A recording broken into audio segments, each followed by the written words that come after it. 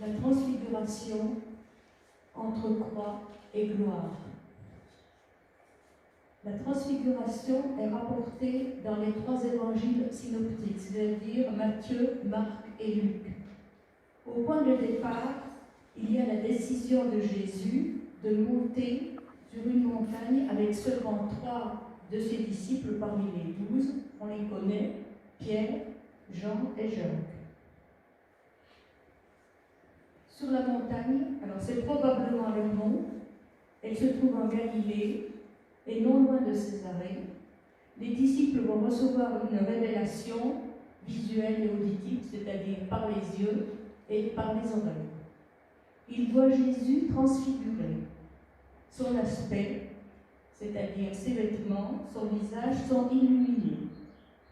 Ils entendent, donc ils voient Jésus avec le visage illuminé, ils entendent aussi des paroles de Dieu lui-même. Celui-ci est mon fils, écoutez-le.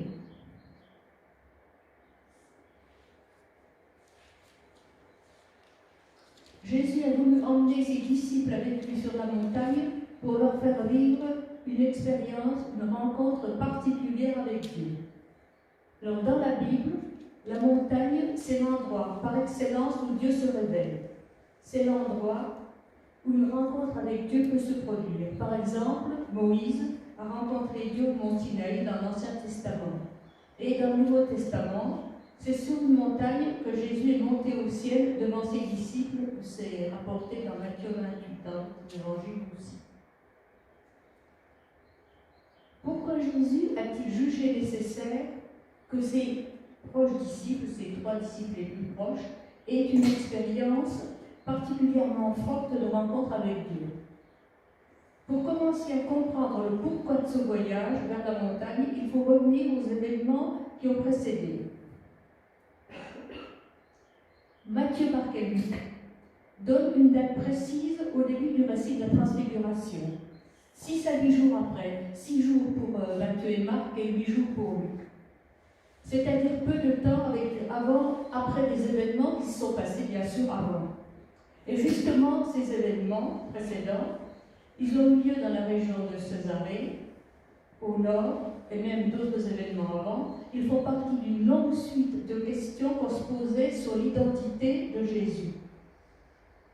La transfiguration a donc un lien avec les questions qu'on se pose sur qui est Jésus. Dès le début de son ministère, on met en doute son origine divine. On insiste, assez lourdement d'ailleurs, sur son ascendance terrestre. Quelque chose de bon peut-il sortir de Nazareth, petit village du nord de la Galilée? Jean 1,46. N'est-ce pas fils du charpentier?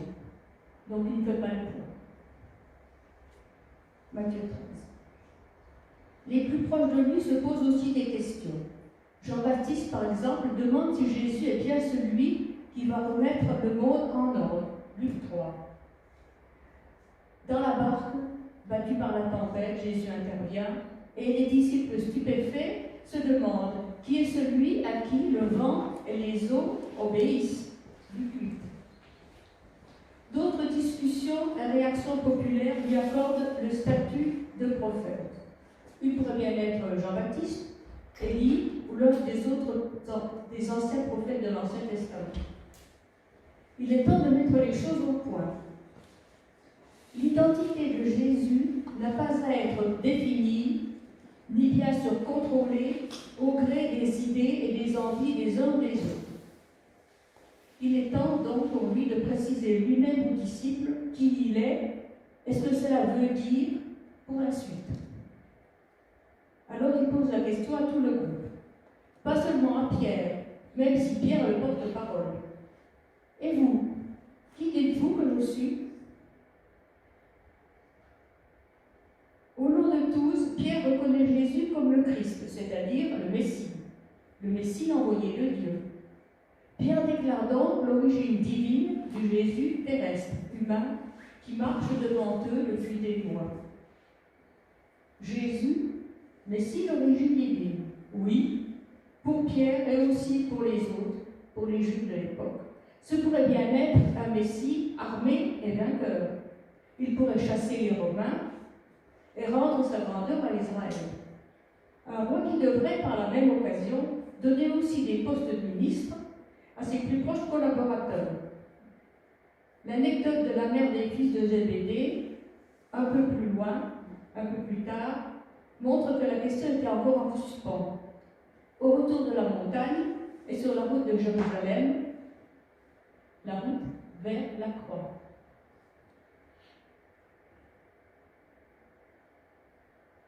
Origine divine, manifestation divine. Le Fils de l'homme vient dans la gloire. Luc 9, 26. Gloire divine, oui, mais.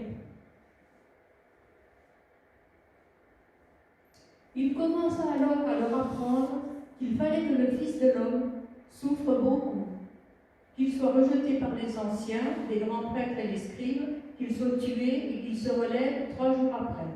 Il disait cela ouvertement. C'est juste après donc la réponse de Pierre, tu es le Christ, le Messie. Avant d'entrer dans la gloire, Jésus le déclare, il doit passer par la limitation de sa condition d'homme, librement choisi, par l'humiliation, par la mort sur la croix. Une gloire divine limitée par l'humiliation et par la mort.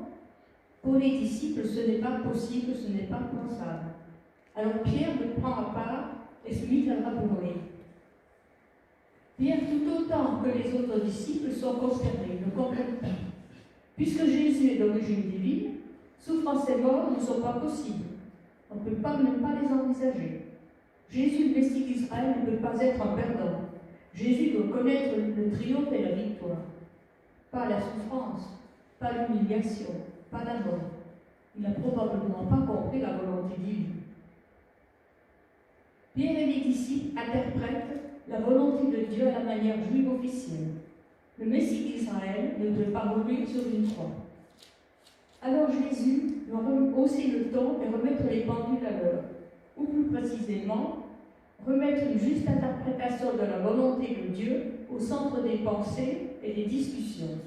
Mais lui, se retournant, regarda ses disciples et raboua Pierre. « Va-t'en derrière moi, Satan, lui dit-il.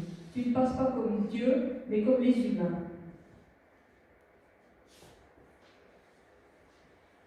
Cet échange tendu entre Jésus et ses disciples a provoqué un certain malaise.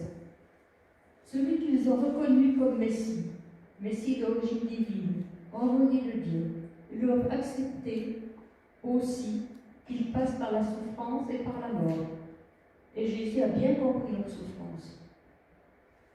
Alors, pour les aider à comprendre que la route vers la croix est la volonté de Dieu, pour que les disciples puissent accepter totalement cette volonté, il faut une rencontre avec Dieu.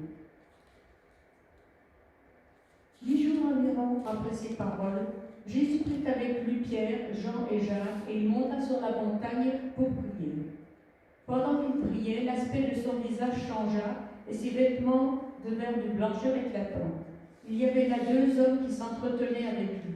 C'étaient Moïse et Élie qui apparaissaient dans la gloire, parlaient de son départ qui allait s'accomplir à Jérusalem. Pierre et ses compagnons étaient accablés de sommeil. Réveillés, ils virent sa gloire et les 2 hommes qui se tenaient avec lui. Au moment où ces hommes se séparaient de Jésus, Pierre lui dit « Maître, il est bon que nous soyons ici. Dressons 3 tentes, une pour toi, une pour Moïse et une pour Élie. » Il ne savait pas ce qu'il disait. Comme il parlait ainsi, une nuée survint et les couvrit de son ombre. Ils furent saisis de crainte tandis qu'ils entraient dans la nuée. Et de la nuée survint une voix. « Celui-ci est mon fils, celui qui a été choisi, écoutez-le. » Quand la voix se fit entendre, Jésus était seul. Les disciples gardèrent le silence et ne racontèrent rien à personne en ces jours-là de ce qu'ils avaient vu. Luc 9, versets 28 à 36.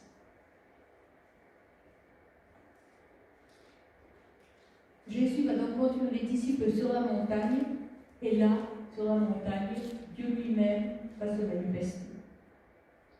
Sur la montagne, l'éclat du visage, le rayonnement et la blancheur incomparable des vêtements de Jésus soulignent et confirment aux yeux des disciples sa condition divine. Jésus est une personne divine. Il s'entretient aussi avec les 2 personnages bien connus dans l'Écriture que Dieu envoie auprès de lui.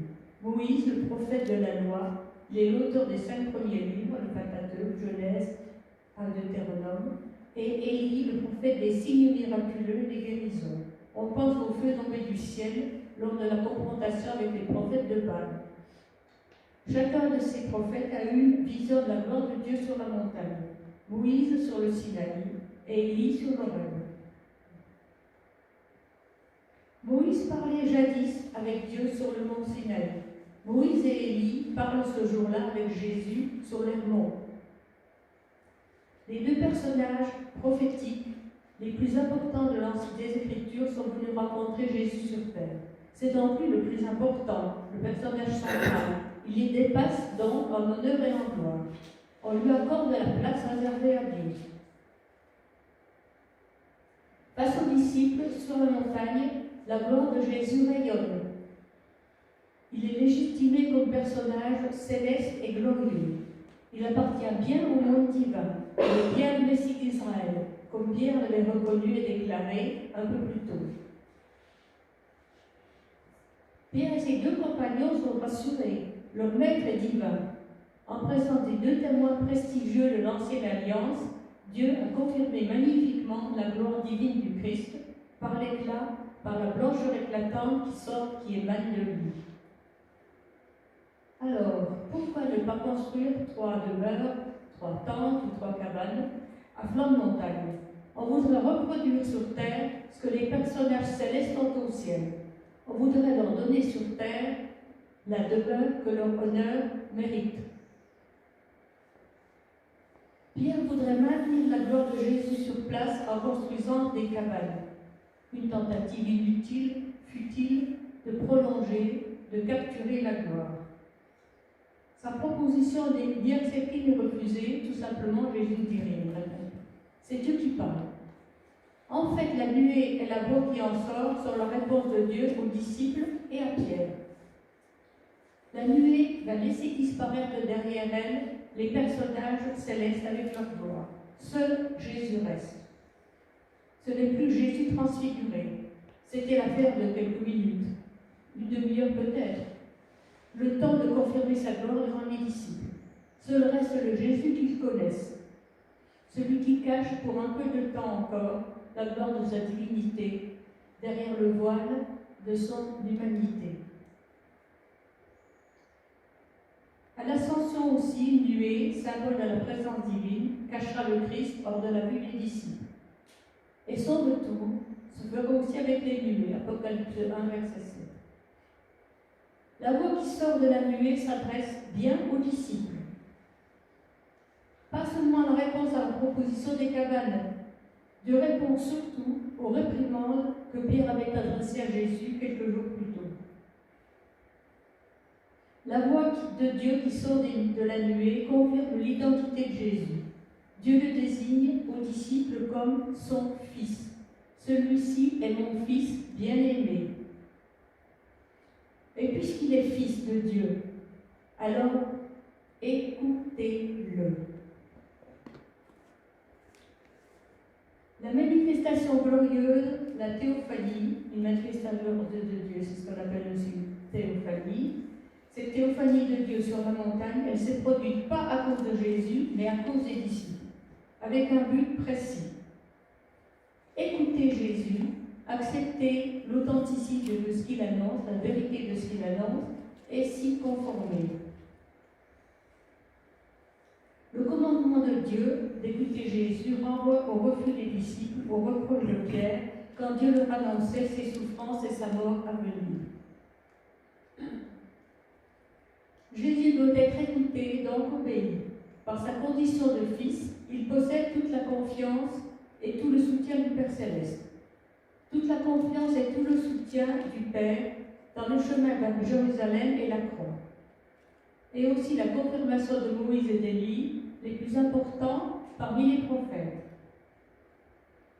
Un indice dans Luc. Moïse et Élie parlaient de son départ qui allait s'accomplir à Jérusalem. Dans le texte original grec, le mot pour départ c'est exode, le même mot qui est utilisé dans le deuxième livre biblique.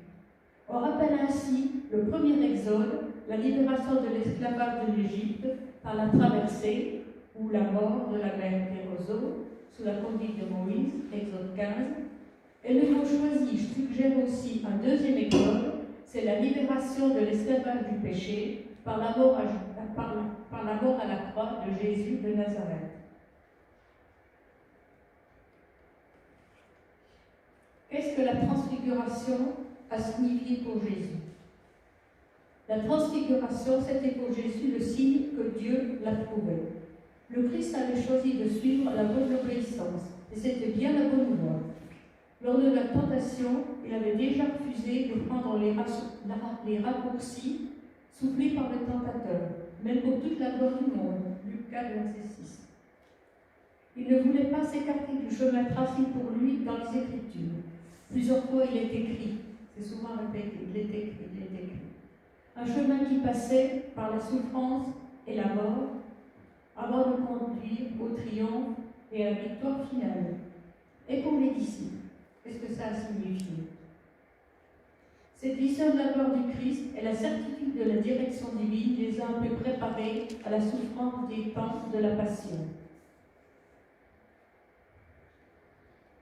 Dans la transfiguration, Dieu rend glorieuse l'image de son Fils, et en même temps, il confirme que l'annonce de la souffrance et de la mort n'est pas seulement un choix de Jésus, mais cette annonce fait partie du plan divin. Pierre le rappellera plus tard dans sa deuxième lettre. Car Jésus a reçu honneur et gloire de Dieu le Père, par la voix vint à lui de la gloire magnifique. Mon Fils bien-aimé, c'est lui. C'est en lui que moi j'ai pris plaisir. Nous avons nous-mêmes entendu cette voix venue du ciel lorsque nous étions avec lui sur la montagne sacrée. 2 Pierre 1, 17 et 18. Comme le disait Jésus à Pierre, si opposait ses pensées non comme Dieu, mais comme les humains. Alors Pierre et les autres disciples doivent retrouver leur condition de disciples et se placer derrière Jésus. Alors, qu'est-ce qui rend la gloire glorieuse? Sur la montagne, la voix de Dieu ne donne aucun ordre pour que les yeux se souviennent de la gloire. Cette gloire transfigurée n'est pas la gloire à laquelle nous devrions nous accrocher, mais c'est aux oreilles que Dieu s'adresse. Dieu a caché l'éclat de Jésus dans un nuage gris, et c'est ce Jésus resté seul sur la montagne que Dieu nous ordonne d'écouter. La foi vient de ce qu'on entend, et ce qu'on entend vient de la parole de Christ. Romains 10, 17. Si tu crois, tu verras la gloire de Dieu, disait Jésus à Marthe. Dans cet ordre, la foi vient de ce qu'on entend. Si tu crois, parce que tu as entendu, tu verras la gloire de Dieu. Pour comprendre à quoi ressemble sa gloire, il faut regarder Jésus exercer son ministère de délivrance dans la suite, sur l'enfant épileptique, aux prises avec de mauvais esprits, au milieu d'une génération sans foi, ses disciples y compris, déroutés par la puissance des ténèbres. Jésus en gloire, oui, le Christ glorieux d'Apocalypse 1, verset 13 et suivant. Une petite remarque. Devant la vision, Jean ne réclame rien, il tombe à ses pieds en adoration. Pourtant, au cours de l'histoire de l'Église, certains ont détourné, ont capté la gloire du Christ à leur profit. À toutes les époques, on a pu rendre la gloire de Dieu évidente, visible, avec des bâtiments d'église célèbres et richement décorés, et des serviteurs magnifiquement vêtus. Et aussi par une théologie qui pouvait très bien fonctionner sans Dieu, puisque la tradition savait si bien s'en occuper. On insistait sur les capacités naturelles de l'homme, au détriment de la grâce, qu'on rendait de plus en plus superflue. On pouvait se rendre digne de la grâce par des bonnes œuvres qui contrecarraient les mauvaises œuvres du péché. Encore une petite remarque. Se rendre digne de la grâce, se rendre digne de la grâce, c'est une contradiction dans les termes. La grâce ne se mérite pas, ne se calcule pas. C'est ce que Luther appelait la théologie de la gloire. Il ne s'agit pas bien sûr de la gloire de Dieu, mais plutôt de la gloire que l'homme peut s'attribuer. Pour cette théologie de la gloire, l'homme créé à l'image de Dieu a une gloire qui ressemble à celle de Dieu. La gloire de Dieu rejaillit sur lui. Ainsi, par exemple, selon cette idéologie, il y aurait une certaine ressemblance entre la puissance de Dieu, infinie, et le pouvoir humain limité. On pourrait gagner la faveur de Dieu, accéder à cette puissance en faisant des efforts, par la contemplation, par l'expérience, bref, par toutes les tentatives de manipuler Dieu. La grâce, la gloire, oui, la grâce serait juste là pour compléter la volonté et les possibilités humaines. C'est une tentative de connaître Dieu sans le Christ, sans la parole de la croix, sans l'Évangile, sans reconnaître la gravité du péché et le besoin de la grâce et de l'amour de Dieu en Christ, indispensable pour être pardonné. À l'époque où Luther dénonce cette théologie au Moyen-Âge, on travaillait sur sa salut sans faire attention à la grâce de Dieu en Christ.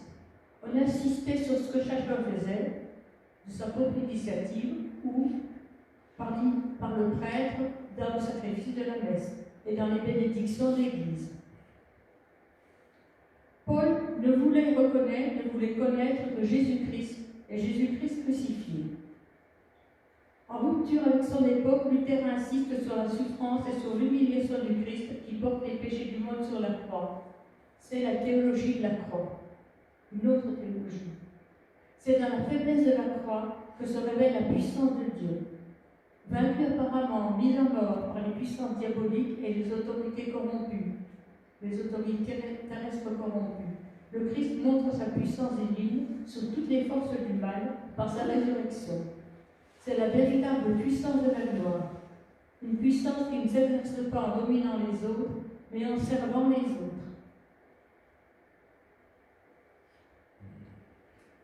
Les générations récentes, elles, insistent sur la sécurité, l'abondance et l'importance d'une bonne image de soi. Alors, un certain Jésus triomphant, conçu par certains mouvements, est fait pour chasser tous les problèmes, pour combler tous les désirs. Quelques-uns d'entre nous ont sans doute constaté un changement de tendance au cours du temps. Pour ceux qui se sont convertis à Dieu avant les années 60-70, on insistait, peut-être un peu trop, sur la misère de l'homme. Certaines prières parlaient de « misérable poussière que je suis ». Mais dans la suite, certains livres, généralement traduits de l'américain, ont fait la progression de la théorie de l'enfant de roi. Et comme tel, elle est dans les droits d'un enfant de roi. Une manière de s'approprier la gloire de Dieu et de l'accommoder. Les plus dit-trentaine, mais j'en ai lu un ou deux, voilà la tendance. Le chrétien est enfant de roi. Il a donc droit à tous les privilèges des enfants de roi, pour lui et pour son Église. À condition de savoir bien exercer ses dons et la puissance de la prière et d'être suffisamment précis dans ses demandes, il verra toutes ses prières exaucées. Et son Église connaîtra une croissance sans précédent. Le tout, agrémenté d'exemples de succès dans l'évangélisation, aussi brillants les uns que les autres, mais un peu trop loin d'ici pour qu'on puisse vérifier. Un exemple d'application de la théorie, je l'ai lu aussi il y a quelques années. Un couple d'évangélistes s'installe dans une ville américaine, une ville moyenne, où dans quelques semaines, le nombre de convertis passait de 0 à plusieurs dizaines. Le rêve, une pointe d'envie et un peu de découragement. Ici, on pouvait distribuer des calendriers, des traités, s'investir dans les œuvres sociales chrétiennes, rien ne bougeait, ou alors si lentement, jusqu'au jour où je suis tombée sur un autre récit. L'évangélisation par le même couple, dans un autre quartier de la ville, avait eu très peu d'écho. Dieu avait manifesté sa puissance dans un quartier, alors pourquoi pas dans l'autre? Un arrière-plan social déjà évangélique, un travail de relations personnelles et de sensibilisation à l'évangile fait par d'autres un petit peu avant, pouvait expliquer la différence. Devant ce complément d'information, je me suis dit qu'il fallait se méfier de la tendance à se donner trop facilement pour nous, en oubliant les points négatifs, même si on attribue quand même à Dieu le succès de ses ossements. Les points négatifs, oui. Acceptons nos limitations, notre situation naturelle de pécheur et Dieu lui-même, condamné devant Dieu. Mais soyons aussi reconnaissants et heureux d'être des pécheurs pardonnés. Dieu, en se faisant homme dans le Christ, a payé le prix de notre péché sur la croix. Il nous a aussi accordé la grâce de devenir une nouvelle créature. Mais pas une misérable poussière ni un enfant gâté à qui Dieu devrait répondre. En conclusion, la transfiguration devrait rappeler que souffrance et gloire sont liées. Les souffrances du Christ, nécessaires pour le salut du monde, et la gloire à venir sont un tout. En Pierre 20, verset 11.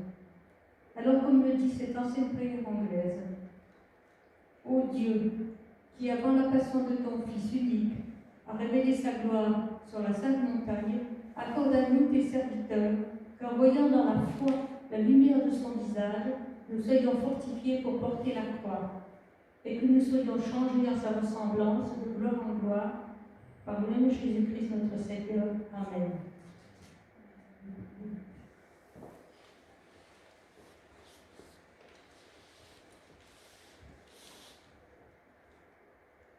Merci Seigneur, parce que tu as permis à tes disciples de voir ta gloire, mais tu leur aussi de comprendre ta croix. Permets-nous aussi Seigneur que nous puissions se suivre sur cette route, que nous sachions que nous sommes tes enfants,